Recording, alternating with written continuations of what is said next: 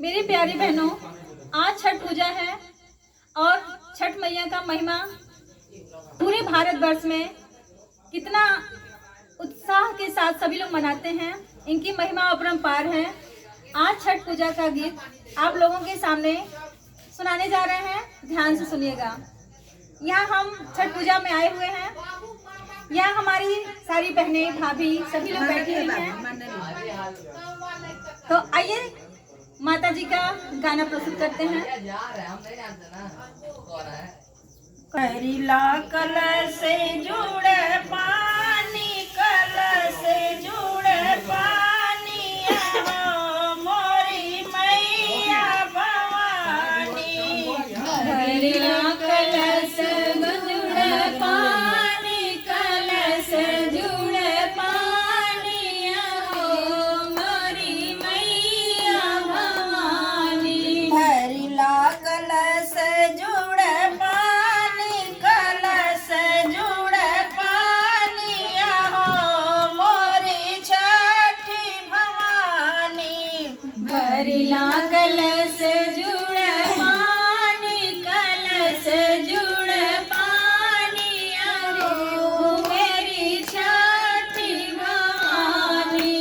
सबके दिहनु मैया मांगी भर सिंदूरवा, सबके तदिहलो मैया मांगी भर सिंदूरवा। सबके दिहनु मैया मांगी भर सिंदूरवा। सबके तदिहलो मैया मांगी भर सिंदूरवा। हमहू के दिया तब जानिया हो मोरी छठी भवानी। हम हो के दीह तब जानिया हो मोरी छठी भवानी। हमहू के दिया तब जानिया हो मोरी छठी भवानी। हम हो के दीह तब जानिया हो मोरी छठी भवानी। भरिला कलश जुड़े पानी, कलश जुड़े पानी, हो मोरी मैया भवानी। भरिला कलश जुड़े पानी, कलश जुड़े पानी, मोरी छठी भवानी। सबके दिहलो मैया हाथ भर चूड़िया। सबके तदिहलो मैया हाथ भर चूड़िया।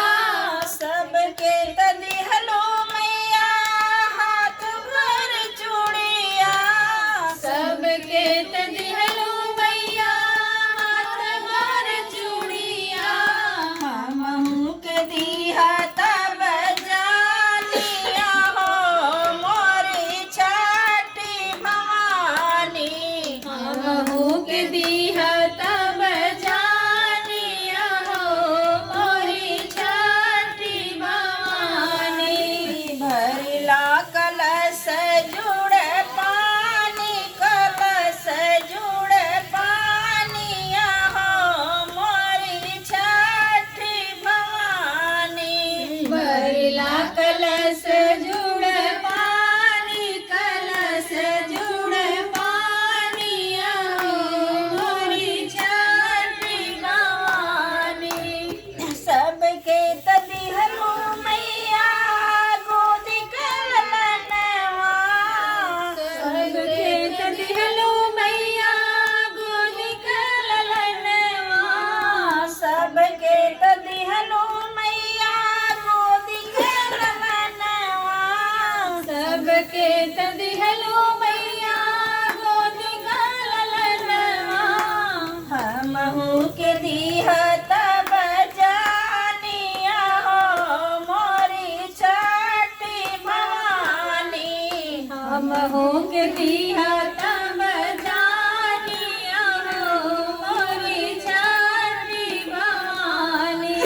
भरिला कलश कलश जुड़े पानी, कलश जुड़े पानिया हो मोरी छठी भवानी। बरिला कलश जुड़े पानी, कलश जुड़े पानी हो मोरी छठी भवानी।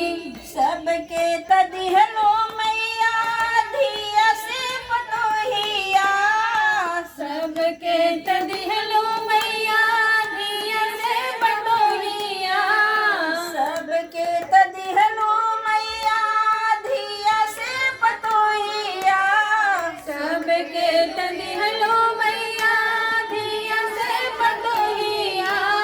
हमहू के दीहा तब जानिया हो मोरी छठी भवानी। हमहू के दिया